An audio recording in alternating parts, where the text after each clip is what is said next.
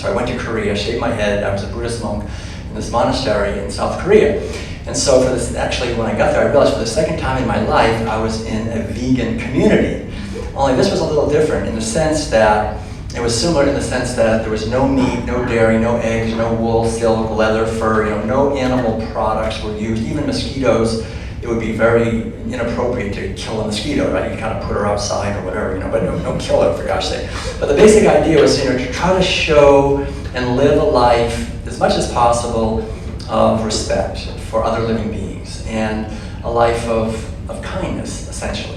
Of ahimsa, sort of the old Sanskrit word ahimsa means non-violence. It's really the essential teaching at the heart of all the world religions. I used to teach college courses in comparative religion, and that's the essential teaching. It's a beautiful teaching. The basic teaching is that if we harm others, we harm them, but we actually harm ourselves more than we harm them because we create, in a sense, a consciousness that is competitive, that's afraid because we're harming others.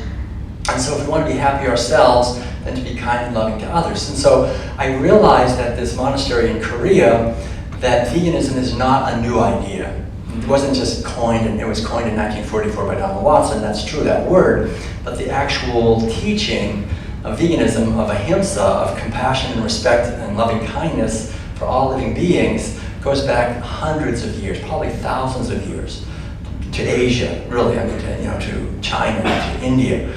And that it's essentially the wisdom of the ancient teachers, of the ancient wise people, understood that if we're actually serious about authentic spiritual growth, and if we're serious about creating a society where harmony and peace are actually possible, then we have to walk the talk, right? We have to live our lives in ways that we're not stealing and killing and abusing others unnecessarily. That means eating a plant-based diet, and that's been a foundational teaching. So it's all, and the beauty is that this is completely reinforced by modern science. Looking at health, looking at the environment, looking at everything, we can see that there's no disagreement about this actually. And so when I came back from Korea, I remember feeling like I had these roots of veganism that went much deeper. It wasn't just something that's sort of an option. It's actually our true nature. There's nothing to be proud of in going vegan. It's simply returning home to our true nature and seeing beings when we see beings rather than seeing objects to be abused. And yet in many ways, it's a deep questioning of the programming that we've endured. And I found myself, I'm not sure how many of you have ever practiced meditation, but I think practicing meditation or some kind of practice to help bring us into the present moment beyond our mind being dominated by the cultural program is really very helpful in the whole journey of veganism. I remember, when I was in Korea, this realization, essentially, after we would meditate from 3 o'clock in the morning till 9 o'clock at night, every day, and realizing that essentially the mind, our true nature, the nature of our mind is like the sky, essentially. It's vast, it's eternal, it's radiant, and it's self-existing. We don't need something outside of us to be happy. We are ourselves complete. And we're here, I think we feel this in our bones, that we're here somehow to bless the world, to find our unique way of contributing to life and to others, and to awaken to our true nature. And I realized that my mind it was almost like it had been colonized, by this toxic program to make me want to compete and use and dominate and judge and blame and all these things.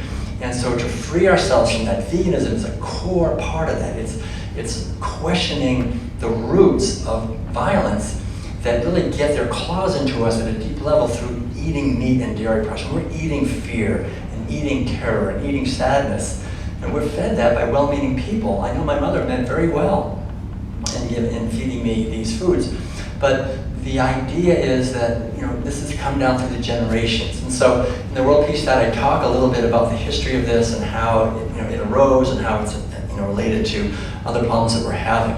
But I think what I'd like to do before I go into a little bit of those ideas, and maybe just play a short piece of music, since we have this great, really nice piano here. So is that okay if I play a piece of music?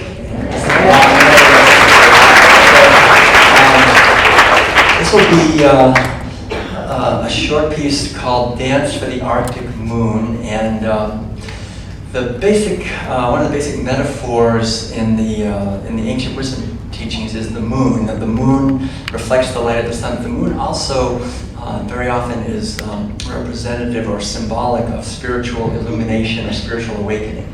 So I'd like to just dedicate this music to the healing of all of our relations, to creating a field of consciousness and awareness